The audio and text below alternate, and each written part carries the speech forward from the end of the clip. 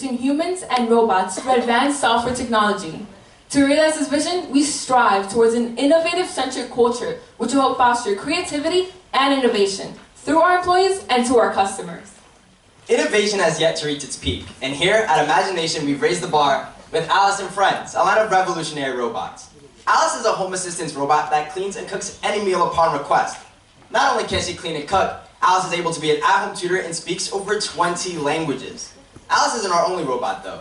There's Iris, our home security system, which monitors your home when you aren't there, and Elvis, our home speaker and voice command system, which connects to both Pandora and Spotify. As a company, knowing your customers is very important. Demographically, we will be targeting VE students who are part of Generation Z and make roughly $25,000 to $100,000.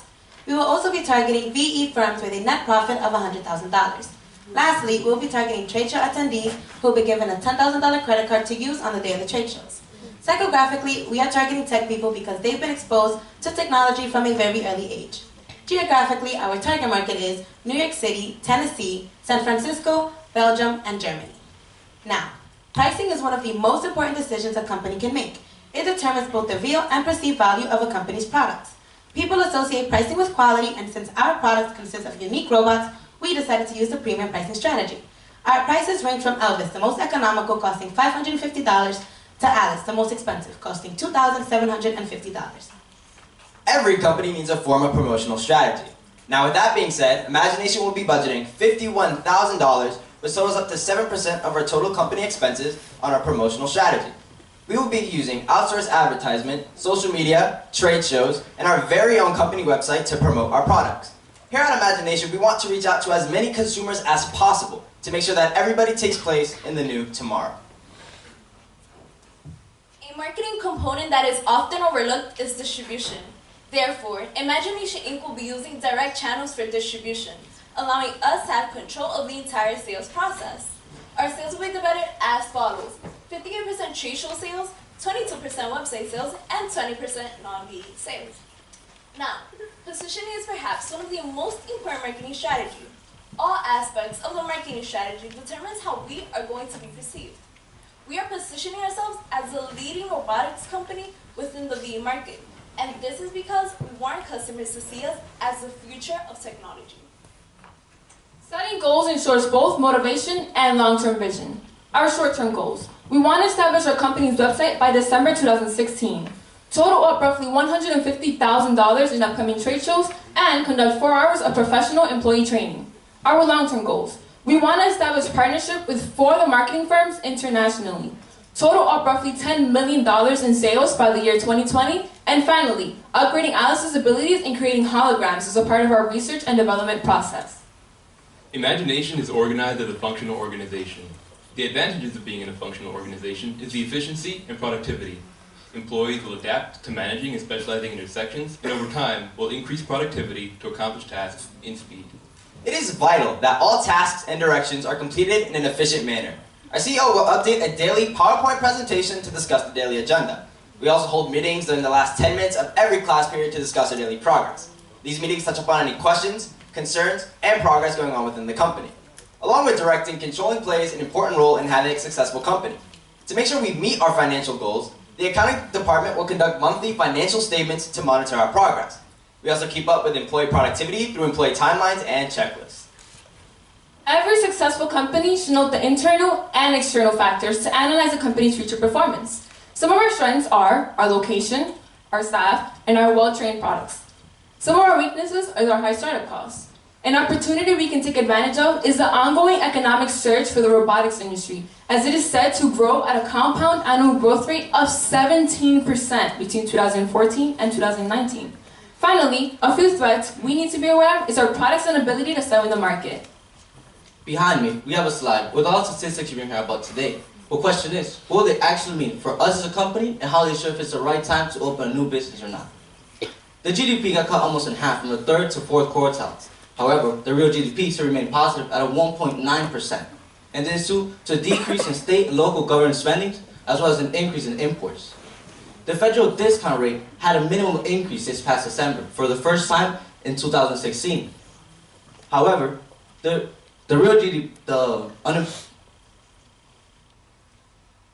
it still keeps the primary at an ideal point for us to borrow money from the banks in order to expand the business.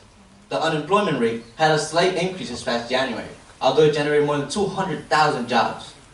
Based on our research, we determined that although the economy is robust, it is still stable, and our target market is able to afford and purchase our products.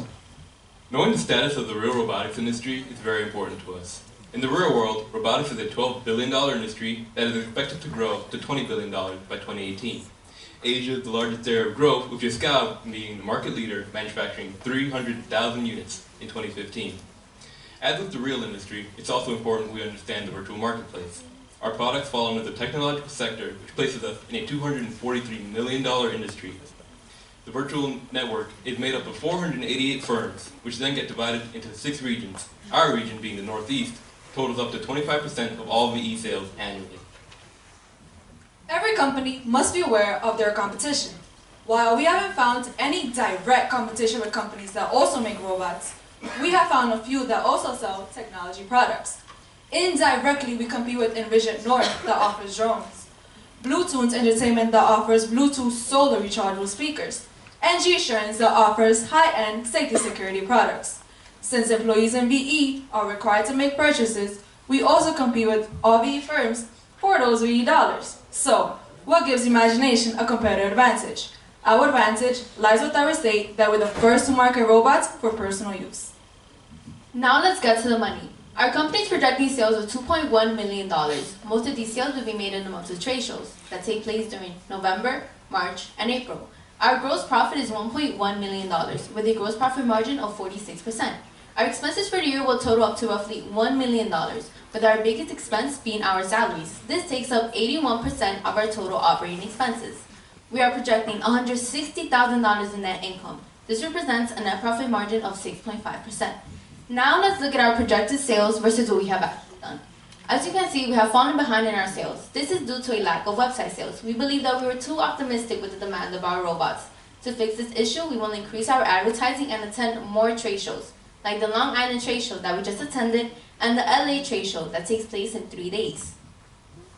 In order to become profitable, we have to know what will break even.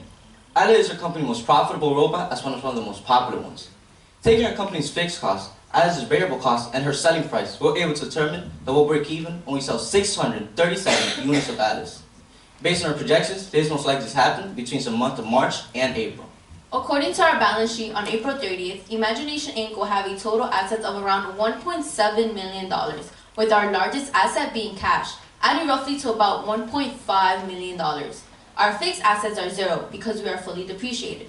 Our liabilities will add up to roughly $620,000, with our highest liability being accounts payable, adding roughly to about $350,000. Our cure ratio is 2.74, meaning that we are financially stable and able to meet all our obligations. Everyone knows that cash is king. At the beginning of May, we started with a cash balance of $211,000. However, we predict our highest cash receipts will be in the months of November, March, and April. This is due to the trade shows we'll be attending. At the end of the year, we're predicting a cash balance of $1.5 million. As you can see, our company concludes the year with a positive flow. You've been hearing about our company for a little while now, but we all know that sometimes not everything goes as planned. We have 3 main risks you need to be aware of. First, reputation. Second, strategic. And lastly, but most importantly, financials. If we don't meet our financial projections, we'll lose money and not become profitable. So to deal with this, we have our accounting department conduct monthly financial statements to monitor our progress. Robert Kennedy once said that there are those who look at things the way they are and ask why. I dream of things that never were and ask why not. This is a principle that guides us to create innovative technology, allowing our customers to live the future today. Thank you.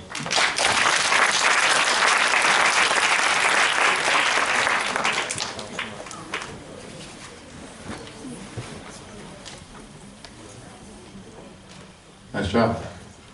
Cash is king. So we do have a question for you here. The Fed recently raised the interest rates and plan on doing so in the near future as well. So what industries would welcome a rise in interest rates and what industries might not? May you please rephrase the question? Okay. The Fed recently raised the interest rate and plan on doing so in the future. Okay. What industries would welcome such a raise and which would not? I'd be happy to answer that question. So yes, a recent law that has been enacted is the federal raised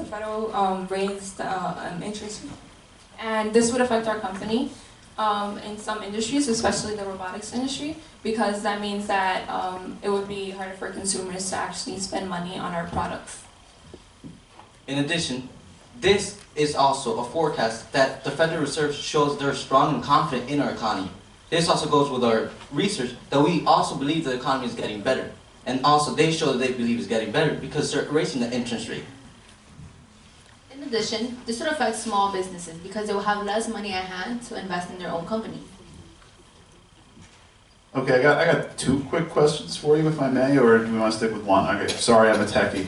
So, first question is, you talked about doing extensive expansion of your line, yet when I saw your structure, I didn't see an R&D department and I didn't see an IT department. Can you explain why that is and where the R&D is actually going to be taking place? I'd be happy to answer that question. So yes, as you've seen in our functional organization, we have 26 employees, which means we're a big class. And we do have a design department, which takes care of the IT work. So we are currently working on developing this. We also hold meetings at the end of every class period to touch up on any questions, concerns, or progress. And we do motivate employees to give out their opinions on our robots. And it is one of our long-term goals to establish holograms for our products. So we're currently working on it, and we're currently trying to expand. And that's one of our goals that we plan to meet this year. One more quick one, just quickly. I definitely agree that robotics is a growing industry. Do you know the breakdown of, for example, manufacturing and agriculture robots versus smart personal assistant devices in the real world? May you please rephrase that question? Sure.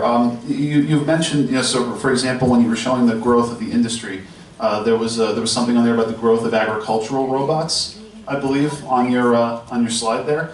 And we know that, for example, robots are used in manufacturing. Do you know, for example, how much of that growth is coming from manufacturing automation versus people using these kind of things in their homes? Yes, I'd be happy to answer that question. So yes, as I mentioned earlier, the robotics industry is set to grow at a compound annual growth rate of 17%. And this is in the real world robotics industry. However, in the virtual marketplace, we have no direct competitors and there's not a growing demand for robots. So when we conducted this research, we established that the robotics industry is growing and it would be an optimistic time for us to open up our new business.